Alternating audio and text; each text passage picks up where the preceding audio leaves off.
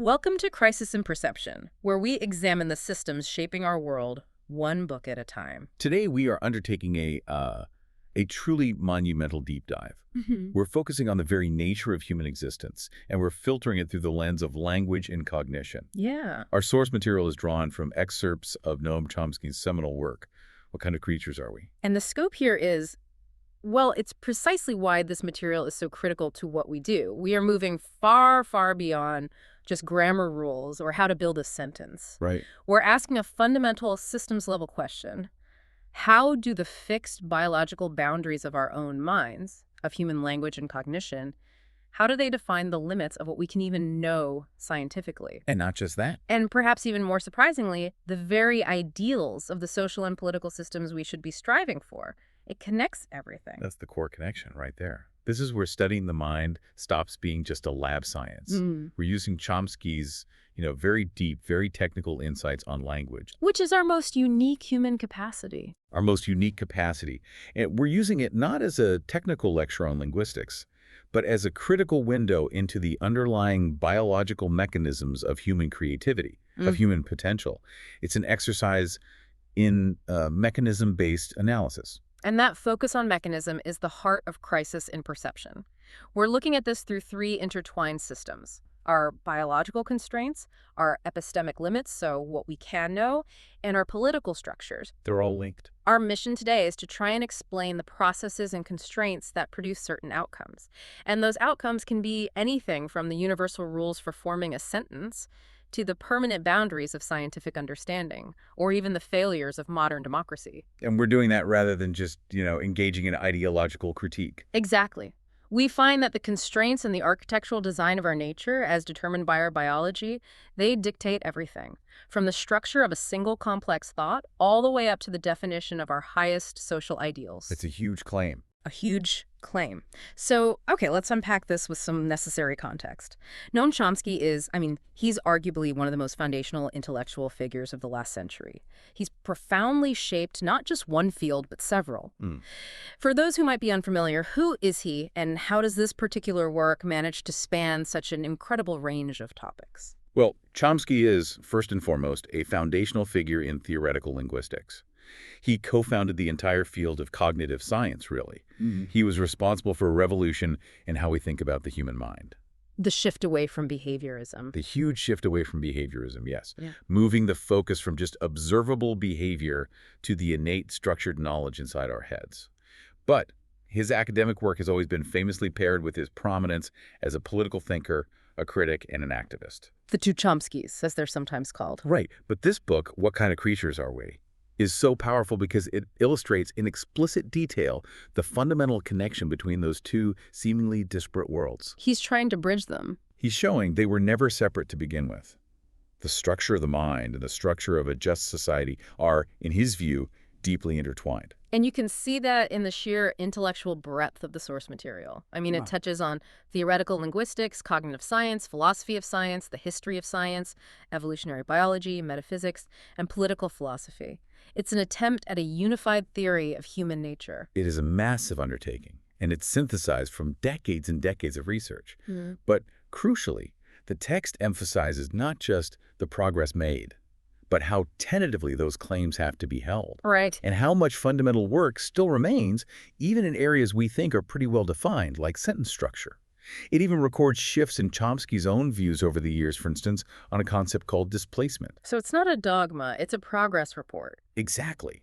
The title itself really conveys that intended scope, to synthesize decades of scientific inquiry into a cohesive answer about the biological constraints and the potential inherent in being human. I find it especially fascinating that he immediately grounds this discussion, not in, recent discoveries, but in these long intellectual traditions. He's suggesting this is a continuation of a project that started centuries ago. Oh, absolutely. What intellectual lineages is this work really drawing from? He goes deep into history. He grounds the modern discussion in the tradition that first recognized the basic, truly astonishing properties of human language. And that goes back to figures like Galileo and Descartes in the early modern period. Okay, so what was it about language specifically that captured their attention back then? It was the creative aspect. This observation that language gives us the means to make, and this is the key phrase, infinite use of finite means. Right. A limited number of words and rules. From a finite set of words and rules, we can produce an unbounded, never-before-heard array of structured expressions. And they're appropriate to the circumstances we find ourselves in, but they're not caused by them. What does that mean, not caused by them? It means we're not just stimulus-response machines. A red light doesn't cause me to say, oh, a red light. I could say that, or I could say nothing, or I could think about the color red, or wonder if I'm late. My response is not determined. This creative, unbounded potential was seen as a profound, unique capability that just couldn't be explained by the mechanistic clockwork science of the day. And later, figures picked up on this. Yes, the German philosopher Wilhelm von Humboldt later linked this capacity inextricably with thought itself. Language isn't just for talking, it is the vehicle of thought. Right. And this intellectual lineage continues, you say, through the radical skepticism of the Enlightenment. You mentioned Hume and Locke. Why are they relevant here? They're relevant because their work, which followed Newton's revolution, really dealt with intellectual limits and the collapse of common sense. Okay. So, before Newton, the world was viewed through what was called the mechanical philosophy. Everything was, in theory, intelligible. It was governed by contact and collision. You could imagine it like a giant complex clock. Things have to touch to have an effect. Exactly. But Newton's concept of gravity, or action at a distance, it just shattered this. It was an occult force. Suddenly, things were influencing each other across vast empty space with no physical connection. That must have been deeply unsettling. It was. And thinkers like Hume and Locke had to grapple with the realization that the world had suddenly become fundamentally unintelligible to human intuition. That historical context, that moment of realizing there are defined intellectual limits, is absolutely crucial to understanding the cognitive limits Chomsky defines later on. And he also explicitly draws on other Enlightenment figures, you said, notably Adam Smith and Humboldt, to frame his political philosophy. Yes.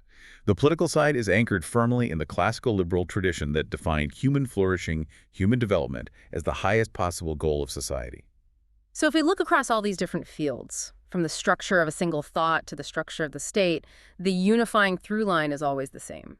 It's that our biological nature, our hardware, if you will, determines the answers to the deepest questions we can ask about knowledge in society. So the biological hardware, the architecture of the mind, that's what determines the philosophical and political operating system.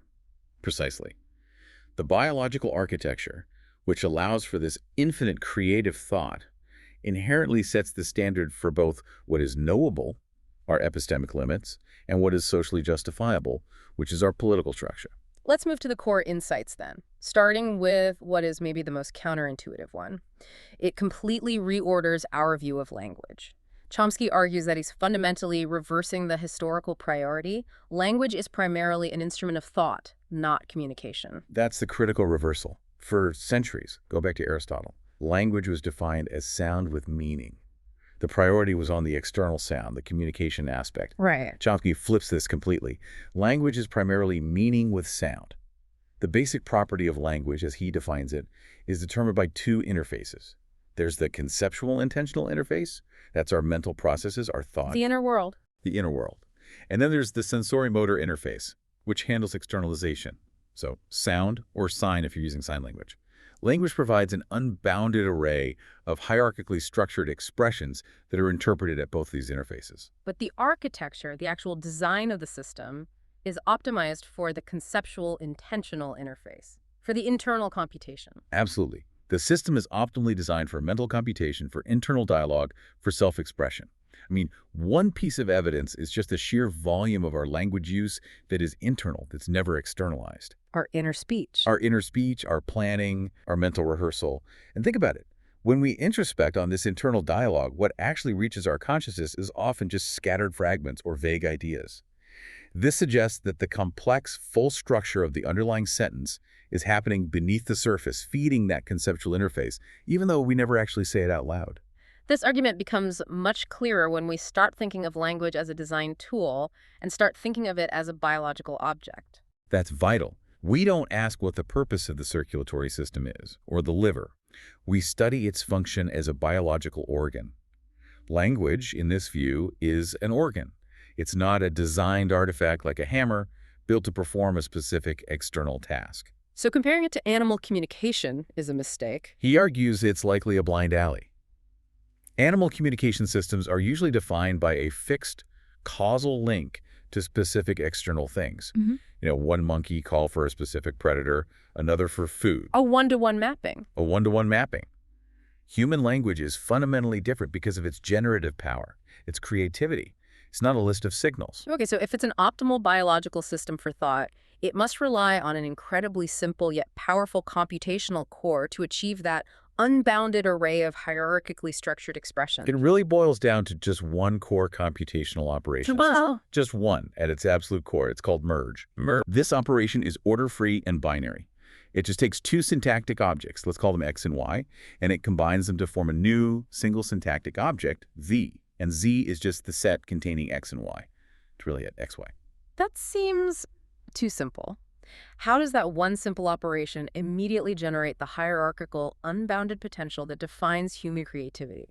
It generates that complexity through two critical variations. First, you have external merge.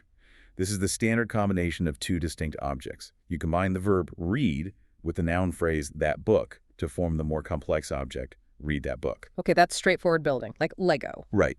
But the real power, the thing that gives language its unique character, comes from the second type, internal merge. Internal merge.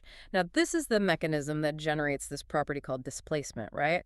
Which for a long time was seen as a flaw or a strange complication in language. Exactly. Displacement is just the phenomenon where a phrase is heard in one place in the sentence, but we interpret it as being in a different lower place as well. Can you give us an example? Sure. Consider the structure of a simple question. Which book did John read? Okay. The phrase which book is articulated at the very beginning of the sentence, but we all instinctively interpret it as the object of the verb read, John read which book. Internal merge is what accounts for this. So let's make that concrete. How does internal merge actually create that displacement? The operation takes an object that has already been constructed within the sentence. So imagine which book sitting there next to the verb read, and it merges it with a higher, previously constructed element like the front of the sentence. So it's merging something with a piece of itself. It's combining the object with a subpart of itself, exactly. This process leaves a kind of a copy or a trace of the moved element in the original lower position. And that copy is what satisfies the conceptual intensional interface's need for meaning. You now have two copies of which book in the deep structure, defining both the object of the verb and the subject of the question. And this adherence to structural simplicity, to minimum operations, this is a methodological directive, right? It's known as the minimal computation principle. That's right. The scientific method dictates that we must keep the basic operation to the absolute minimum required to account for the basic property of language. And the fascinating thing is, for decades, displacement was seen as an imperfection of language. It was this strange feature that required complex rules or special processes to explain away. But with this framework, it's not an imperfection at all. It's not. If we stick rigorously to the assumption of the simplest possible operation, which is merge, then displacement internal merge is simply what is expected. It's not a bug. It's a feature that comes for free as an automatic consequence of the minimal binary operation. This has massive implications for how we think about human evolution. If the system is this optimally designed, it doesn't really look like something that developed gradually under selective pressures. That's the speculative but highly plausible hypothesis that's presented in the sources. Chomsky posits that the sudden emergence of merge, maybe through a slight rewiring of the brain that happened relatively recently, say 50,000 to 100,000 years ago, that likely provided the sudden basis for unbounded and creative thought. And this would line up with what archaeologists call the Great Leap Forward. It lines up perfectly with that moment in the human record where you see this explosion of art, sophisticated tool use, complex social structures. It all seems to appear quite suddenly. So instead of language evolving gradually, piece by piece, to improve communication, the optimal design suggests a sudden emergence, almost like a phase shift in physics. Exactly. If the system is optimally designed for computation, it strongly suggests it arose suddenly, following the internal laws of nature, rather than being molded piece by piece for some functional external use. Because that process, gradual adaptation, typically involves a lot of compromises and inefficiencies. But this system is optimally elegant. The structure dictates the function. Which brings us to a crucial third insight. And this one further supports the idea that language is optimized for internal computation. The idea that computational efficiency fundamentally trumps ease of use or communication. This is perhaps the most difficult point for common sense to really grasp. If language were primarily designed for communication, it should maximize ease of processing. It should rely on the simplest possible relationships, like minimal linear distance between words. The words that are right next to each other. Exactly. But language rules are, without exception, invariably structure dependent. Okay, let's dedicate some time to defining structure dependence, because this is where the system's deep logic really becomes visible. Structure dependence means that linguistic operations, like relating an adverb to a verb or forming a question, they don't rely on the sequence of words as they are spoken. They rely on the hidden, abstract hierarchical structure of the sentence. The linear order is just a side effect. It's just the fallout of forcing a three-dimensional structure, which is thought, into a one-dimensional medium, which is sound. The classic example cited in the sources illustrates this beautifully. Instinctively, eagles that fly swim. Right. A listener instinctively, and without any thought, associates the adverb instinctively with the main verb, swim. So the interpretation is that the eagles swim instinctively. Yes. It is linguistically impossible for a native speaker to interpret that sentence as meaning that the eagles instinctively fly, even though the word fly is right next to instinctively. Why is that impossible, computationally speaking? What's stopping us? Because the rule for relating the adverb to the verb relies on minimal structural distance within that hidden hierarchical expression. The verb swim is structurally higher up and closer to the adverb in the deep hierarchical architecture of the sentence. Whereas fly is buried inside another clause. It's buried inside the relative clause that fly. The computationally simpler operation, based on minimal linear distance, the sequence of words as we hear them, that would incorrectly associate instinctively with the immediately adjacent verb fly. And the human mind, without any conscious awareness, just ignores the simpler linear path and chooses the structurally complex but computationally efficient path every single time. So the system is always choosing deep structural elegance over surface processing ease. In every known case of conflict, yes. And this preference for structural efficiency for minimal computation is demonstrated by multiple phenomena that actually actively impede communication and comprehension for the listener. Okay, let's look at how this preference for its own internal logic creates difficulties for the listener. One of the most common difficulties is something called copy deletion. As we just discussed, internal merge creates copies for semantic interpretation, right?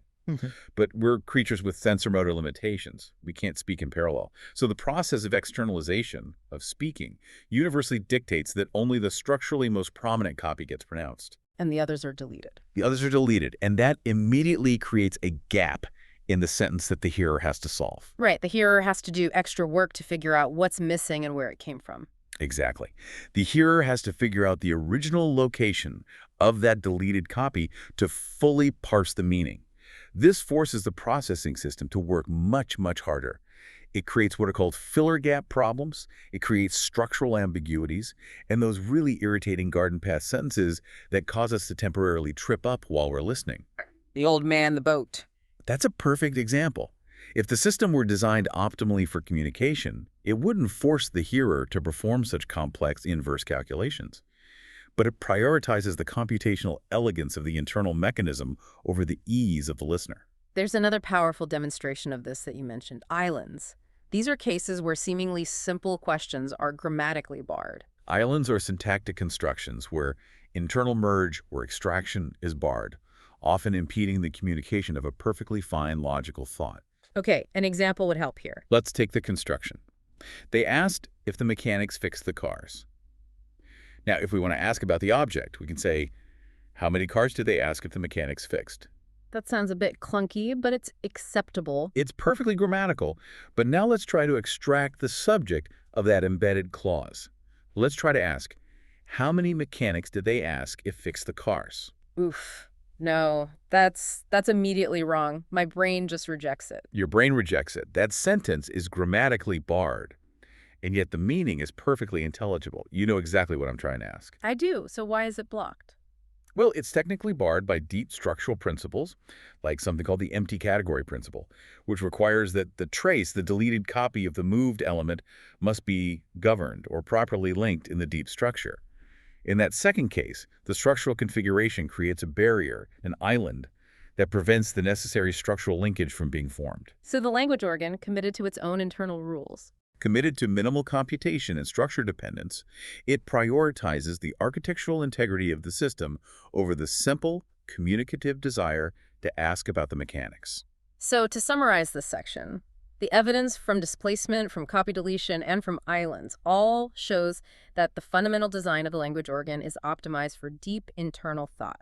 And externalization or communication is just a constrained, difficult-to-process fallout of forcing that structure out through our mouths. The complexity of human language is not, in this view, a result of trying to communicate complex ideas. It's a result of forcing an optimally elegant computational system into a cumbersome sensory motor channel. That sets the stage beautifully for the next logical step. If the system of language itself demonstrates these hard biological limits, the logical next question is, do those same biological limits impose permanent barriers on what we can discover scientifically? Right. We have to pivot from the structure of language to the structure of knowledge itself.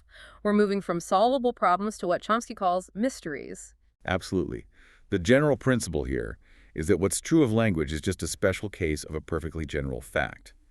We are biological creatures. The fixed, innate structures of language are part of the larger, fixed biological boundaries of our cognitive capacity. In the general sense, this is often referred to as universal grammar, UG. So this fixed genetic program, it bounds our entire science-forming capacity. Yes.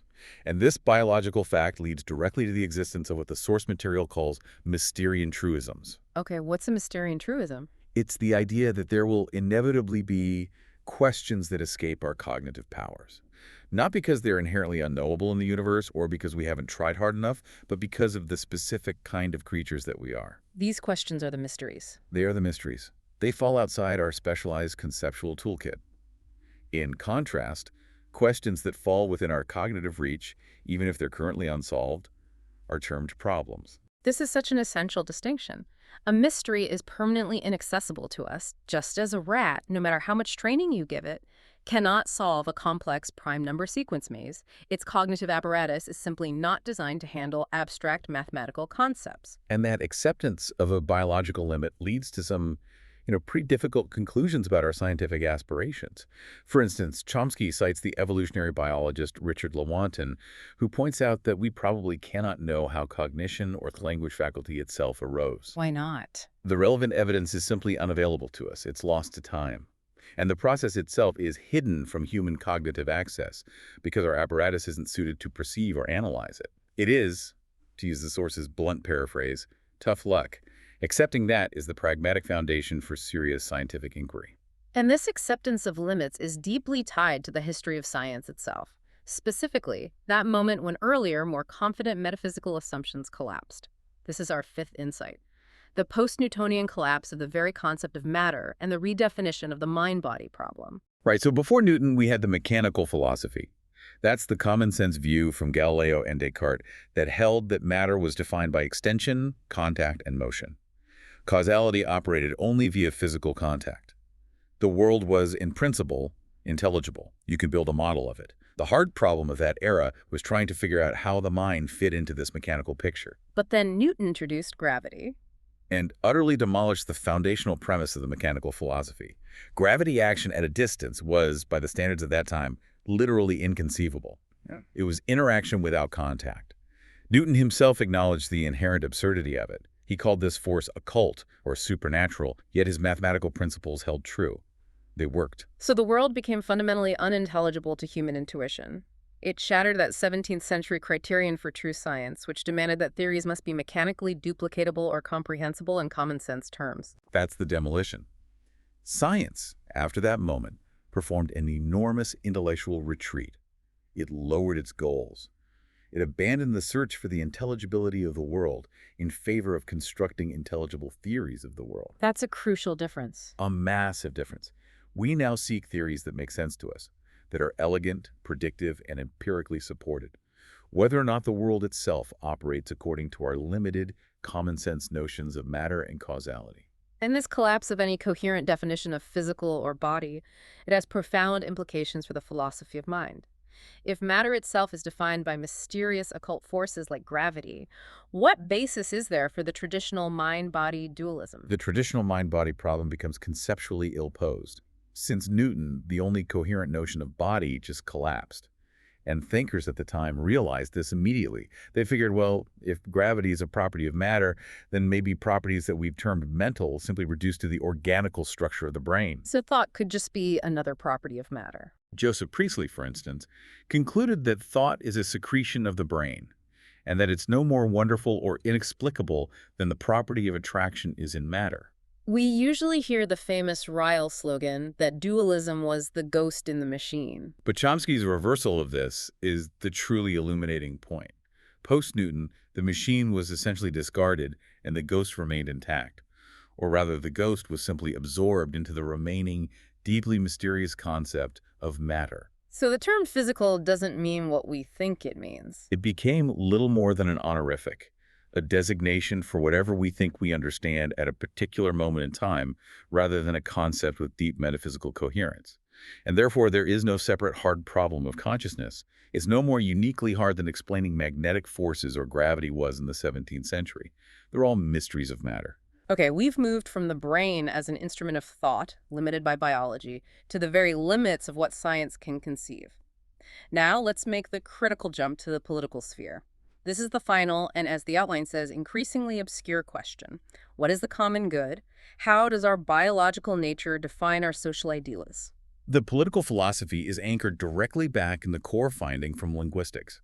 This unique creative capacity that is possessed by every individual, which is demonstrated by the unbounded, free use of language. If that's our defining trait. If that is the defining trait of human nature, then the common good must be defined as the absolute and essential importance of human development in its richest diversity. This definition draws explicitly from the classical liberal tradition of figures like Humboldt and Mill. The political implication of this innate biological freedom is immense. It suggests that any structure, any institution that systematically constrains this unhindered flow of creativity, independence, and full human development is inherently illegitimate. That is the central political principle. Any institution or form of coercion, especially the state, but also economic structures, must justify itself. It has to demonstrate that it maximizes human flourishing. The default position is illegitimacy until proven otherwise. So if a system stifles the very creative individuality that defines human nature, It fails the moral test. and this leads to a powerful critique of systems that promote rigid hierarchy, competition, and self-interest above all else, like, for instance, certain systems of modern capitalism. It does. What's fascinating is that Chomsky finds support for this critique in the very figure who is often invoked to champion those systems, Adam Smith. The father of capitalism. Right. But Smith sharply criticized the division of labor, which is essential to industrial capitalism. Smith argued that forcing the laboring poor into simple, repetitive operations destroys their creative individuality, and it renders them as stupid and ignorant as it is possible for a human creature to be. Wow. Smith clearly saw the system's mechanism producing a catastrophic cognitive and moral outcome for the majority of producers. The system was systematically degrading their humanity. Precisely.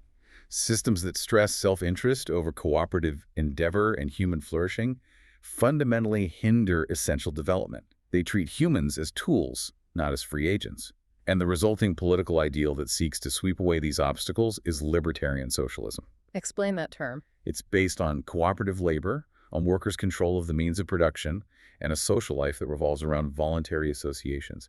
All of it designed to maximize the individual's creative life. So this ideal of libertarian socialism, therefore, is rooted not in a 20th century political ideology, but in the classical liberal tradition of Humboldt and Mill. Yes, and extended through later figures like the anarchist Bakunin or Rudolf Rocker, and even the American philosopher John Dewey. They all sought a democratic, decentralized economic and social order that specifically fosters that biologically endowed creative capacity in every person. That transition from a single word, merge, to the definition of a just society is genuinely remarkable. Let's now move to a systems mapping, explicitly connecting these cognitive, epistemic, and political ideas. First, let's revisit the cognitive system as a bounded mechanism. Why are boundaries, why are limits actually the source of our capacity? The paradox is that structure, which implies constraint, is what enables complexity and richness. The fact that we have these genetically endowed innate structures like universal grammar is what gives our capacities their scope. Without constraints, we'd be nothing. We would have no shape. We would merely be shapeless creatures reflecting the environment, like an amoeba just reacting to external stimuli. So our limits are what make our specific type of creativity possible. The biological mechanisms channel us towards certain structures, like structure dependence in language. And this channeling dictates what is intelligible to us and what remains a mystery. The history of science serves as a powerful demonstration of this epistemic boundary. The concept that was fundamentally inconceivable to great early modern thinkers like Galileo and Descartes' action at a distance became essential and normal to modern science. That's a fundamental system shift in perception. Their cognitive architecture, rooted in common sense physical intuition, had a fixed limit. We only surpassed that limit because science redefined its goals, acknowledging that the world doesn't have to obey our common sense. We learned to construct theories that relied on concepts, like the field of force and gravity, that were inherently unintelligible in the old mechanical sense. The limits of our biology are therefore the source of permanent mysteries for us, but they don't necessarily limit what exists. A crucial part of scientific inquiry involves acknowledging what we cannot know, which paradoxically prevents us from placing arbitrary roadblocks on the path to knowledge. This brings us to the second mapping point: how incentives and constraints shape scientific inquiry itself. What are the key lessons the history of science offers on how we should approach acquiring knowledge? I think the biggest one is that scientific progress often involves the extremely difficult process of jettisoning common sense beliefs that turn out to be deeply wrong. Like contact causality. Like contact causality, or the idea that words are just labels for mind-independent external entities, or the idea that language uses linear order for computation. That's another common sense belief, proven wrong by the structure dependence facts we discussed. We have to be willing to abandon what seems intuitive in favor of theoretical depth and rigorous empirical support. This leads directly to Chomsky's pragmatic attitude toward knowledge. We accept the cognitive limits, the Mysterian truism that the world may not be ultimately intelligible to our creature-specific minds. But that recognition doesn't mean we stop trying. Following the model that was established after Newton, we construct the most elegant, intelligible theories of the world that are possible for us. We focus on building the best theoretical account based on phenomena and experiment, even if we cannot achieve a deeper intuitive understanding of the underlying causes. This is the pragmatic, post-Newtonian approach to knowledge production in a bounded system. Let's turn to the assumptions we make about meaning. Chomsky finds these deeply flawed in conventional philosophy and even in some cognitive science. He challenges what he calls the referentialist error. The referentialist error is the conventional, common-sense doctrine that the words we use relate directly to mind-independent entities in the external world.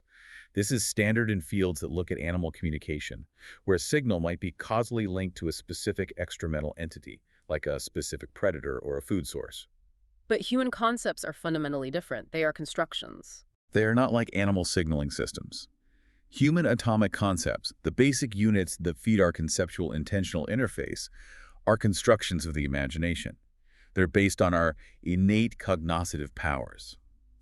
They allow us to refer to the world, but they do not mirror external reality directly. The examples here are critical for clarity. Let's start with a simple concept like house. Okay, if a physicist were to study the external world, they would only find stones, bricks, and timbers. They would find material substance. But the human concept of house integrates matter and form and function. It combines the physical material with the concept of a receptacle to shelter chattels and living beings. So if a house is flattened by a bomb, The material remains, but the house ceases to exist even if all the material still remains in roughly the same location. This shows the concept is heavily dependent on the human imposition of form and function. Okay, what about a geographical entity like London? We can refer to London even if the city is destroyed by fire, completely rebuilt with new materials, and even theoretically relocated 50 miles up the Thames if enough planning and political will were involved. The entity London would persist. It would persist through change and relocation in a way that no physicist, simply measuring atoms and coordinates, could ever detect in the objective physical world. So the concept is a construction in our internal language system. Our I language, not an objective entity a physicist could discover. It requires our specific human imagination to hold it together across time and change. Exactly. Our concepts are tools for organizing thought and referring to aspects of the world through our unique cognitive filters. This challenges the foundational assumption that meaning is simply a matter of mapping words to objective reality. Meaning is profoundly mind-dependent. Finally, let's map the feedback loop between our biological limits and our political outcomes. How does the creative power of language, this innate freedom, dictate the ideal political system? The creative character of language use, the fact that it is innovative, unbounded, and appropriate to circumstance, but not caused by circumstances. This is the primary biologically endowed indicator of human freedom and potential. This is the trait that must be fostered. So if a political system imposes structures that crush that innovative spirit, it is actively violating our nature. Precisely. Political and economic systems, such as corporate control, wage slavery, and the sharp division of labor, are systematic mechanisms of suppression.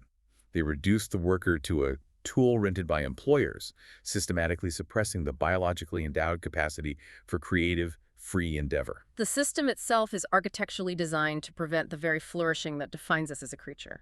And the required response, then, is to dismantle those mechanisms and build systems like the libertarian socialist ideal that foster independence, cooperative work, and creative expression as the highest social value. Let's move to the implications of these deep ideas for our world today, starting with modern science and the explosive growth of artificial intelligence. How does the finding that language prioritizes minimal computation challenge current approaches in AI? The fact that language design favors deep, structure-dependent computation presents a massive theoretical challenge to contemporary computational cognitive science, particularly in machine learning. Much of today's AI and machine learning focuses on analyzing big data vast quantities of language strings, or e-language, and looking for patterns. Patterns of linear distance, statistical probabilities, co-occurrence? They are essentially looking for the simplest linear rules, which is exactly what the human language faculty ignores in favor of structural rules. If the core rules of language are invariably structure-dependent, and if a human child instantly knows this without having to be taught or exposed to data proving it, then language acquisition simply cannot be achieved by statistical analysis of data or linear models. It sounds like the computational approach is fundamentally misaligned with the phenotype they're trying to model. They're looking for patterns in the one-dimensional output, the sound waves, to explain a three-dimensional internal structure. That's the structural critique. The machine learning models focus on surface-level generalizations that are computationally simpler to process, but which the human mind never uses. The attempt to prove that structure dependence can be learned by purely statistical means has consistently failed. The system needs to be seated with the innate structural principles of universal grammar, UG. Without those constraints, the machine is trying to solve a mystery without the right cognitive apparatus. This also sheds light on the debates surrounding language evolution. If the current model is flawed, then the evolutionary speculation built on that model is also suspect. Yes. The extensive speculation on language evolution, focusing on gradual development or selectional pressures for better communication, is likely what Chomsky calls storytelling. These models start with a flawed phenotype, the assumption that language is a tool for communication, instead of the correct phenotype, which is the optimal computational organ based on merge. The evidence for gradualism is just lacking, and the sudden emergence of an optimal system like merge strongly suggests a leap, not a slow crawl. Moving to the philosophical implications, Chomsky notes that the puzzle of creative language use remains unsolved, as much of a mystery now as it did centuries ago. This immediately brings up the fundamental question of free will. It does. That core human quality, the use of language that is innovative, unbounded, and appropriate to circumstances but not caused by external circumstances, it resists scientific explanation today. We cannot explain why you chose to form the sentence you just spoke, or why I chose to respond in this specific way. The questions of will and choice remain an area beyond serious empirical inquiry, simply because our current cognitive tools are insufficient. This is a perpetual mystery for us. And tied to this persistence of mystery is the ongoing debate around consciousness, specifically the demand by some philosophers that scientific understanding must be accessible to consciousness. Chomsky argues that this restriction is unscientific and actively hinders inquiry. The reality is that much of our mentality, including the rule-bound operations of language, vision, and cognition, is entirely hidden from awareness. We have no conscious access to the rules that dictate structure dependence. We don't consciously choose to ignore linear distance. It just happens. Can you give us a quick example outside of language? Certainly. In visual perception, we exhibit what is called the rigidity principle. If you see a complex shape moving in 2 dimensions, your mind automatically interprets it as a rigid object moving in 3 dimensions. You can't introspect and find the rules that compel your mind to reject the equally valid 2D non-rigid interpretation. The machinery is deep, unconscious, and rule-governed. So if we only study what is conscious, we miss the vast, intricate, and rule-governed machinery of the mind that produces our conscious experience. We must apply the same standards to the study of the mind that we apply to other biological organs. Nobody demands that the complex nervous system in the gut, which is like a second brain operating unconsciously, be accessible to consciousness for us to study it scientifically. This methodological dualism, treating the mind differently, is scientifically unwarranted. Let's shift to the implications for practical life, particularly education and knowledge production. If the common good is defined as fostering creative development, what does that imply for how we teach and learn? It provides robust support for the dewy and humbled ideal of education. Education is not about training for a specific industrial role. It is about fostering creativity, independence, and the full development of human potential. Humboldt used the beautiful metaphor of laying out a string along which learners proceed in their own ways. The instructor merely guides, the learner discovers and creates. Exactly. And this contrasts sharply with current, prevailing models in many developed nations.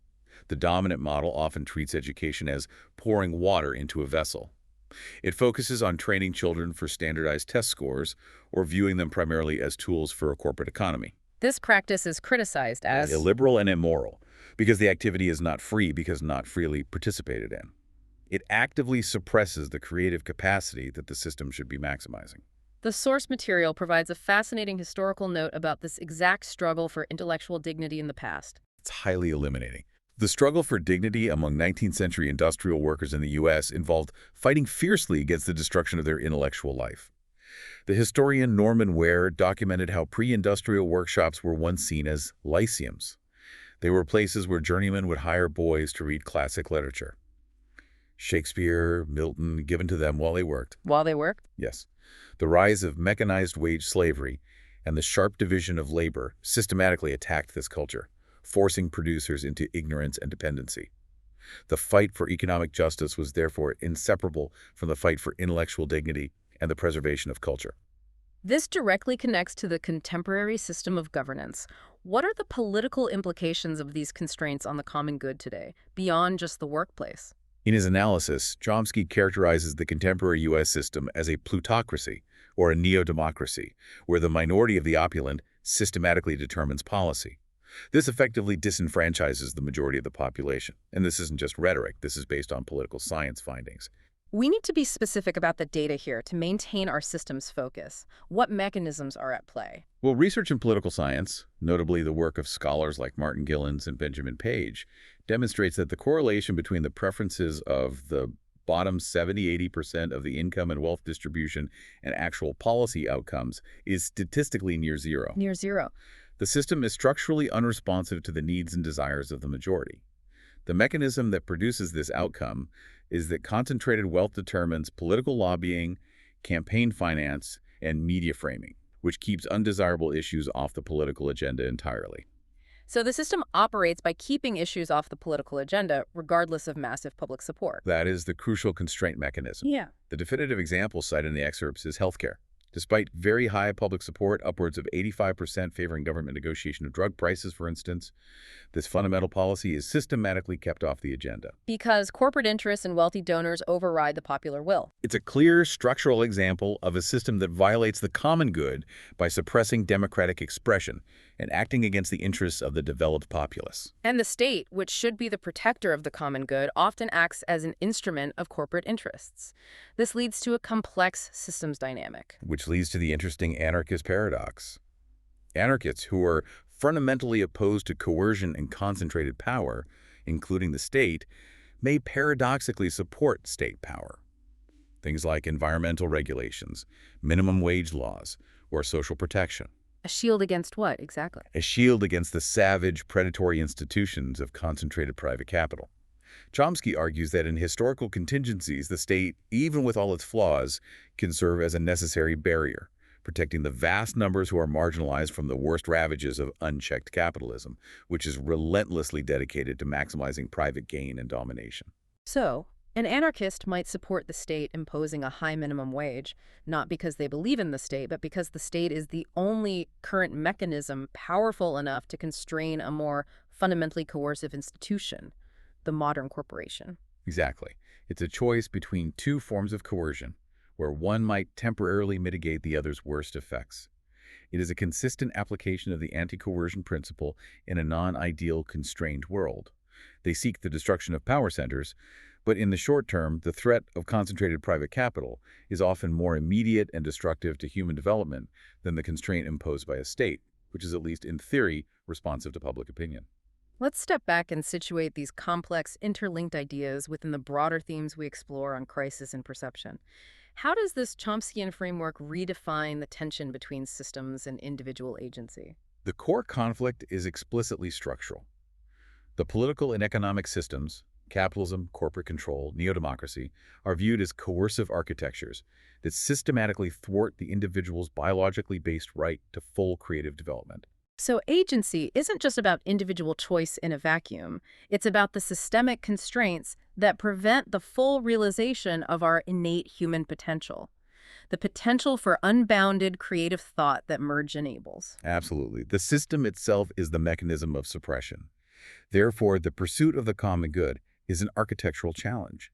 It's about dismantling these suppressive systems and establishing cooperative structures that allow the individual's creative capacity to flourish unimpeded. Second, we see a recurring pattern of limits hidden inside common sense explanations, forcing us to look deeper. This is the unifying epistemic theme that runs from the 17th century to today.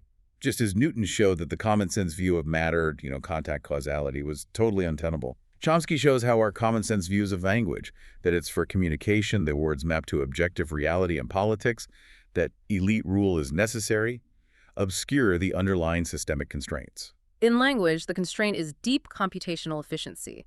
In politics, the constraint is structural corporate capture and the aristocratic conception of governance. These surface-level, common-sense explanations are profoundly misleading. They give us a distorted picture of reality.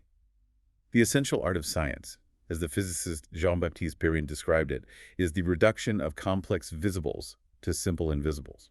Chomsky provides us with the invisible underlying structures for language and, by extension, society. Finally, how does this biological structure, this fixed definition of what we are, shape social possibility? The fact that human creativity is unbounded, innovative, not caused by external circumstance, is the foundational biological truth about our nature. This biological fact fundamentally dictates that true democracy cannot be passive, or representative in the current constrained sense, or dominated by an elite minority. It must be participatory and decentralized to respect our nature. Yes, systems must be built on workers' control, on voluntary association, and on deep public participation to respect the dignity of the producer as a free person, not merely a rented tool to be exploited or a subject to be governed by a distant elite. The biological fact of our innate creativity is fundamentally the moral argument for libertarian socialism. We began this deep dive by questioning our very nature through the lens of language, following Chomsky's framework for analyzing human limits and potential. And we found a profound, if sometimes humbling, truth. Our cognitive apparatus is optimally designed for internal thought for generating unbounded hierarchical structures via the simple operation of merge, often at the expense of external communication efficiency. This architecture is fixed and constrained by our unique biology. We saw how this fixed structure imposes permanent limits on our scientific knowledge, leading to necessary mysteries, questions that are simply outside our specialized conceptual toolkit, much like the collapse of mechanical philosophy demonstrated limits for previous generations. But the key lesson, borrowed from the pragmatic attitude of post-Newtonian science, is that accepting our cognitive boundaries allows us to focus our efforts on building theoretical accounts that are intelligible to us, rather than fruitlessly striving for a world that is completely intuitively intelligible to us. This pragmatism is the foundation for knowledge acquisition in a bounded system. And finally, we explored how the inherent creativity and unbounded nature of our unique linguistic capacity defines the ultimate justifiable goal of society: the unhindered flow of human development and the necessity of dismantling all systems of coercion, whether political or economic, that systematically suppress that capacity. The entire system, from the neuron to the state, is deeply interconnected through the structure of our nature. And it forces us to ask a final provocative thought. If the design of language prioritizes deep, hidden computational principles over the surface-level demands of communicative efficiency, What if the opaque political and economic systems we observe are similarly governed by deep, computationally efficient principles, efficient for the elite, that inherently disregard the surface-level communicative and needs-based demands of the majority? A deeply unsettling thought, but one essential for understanding the structural constraints shaping our world and the nature of the creatures we are. This deep dive was based on excerpts from Noam Chomsky, author of What Kind of Creatures Are We?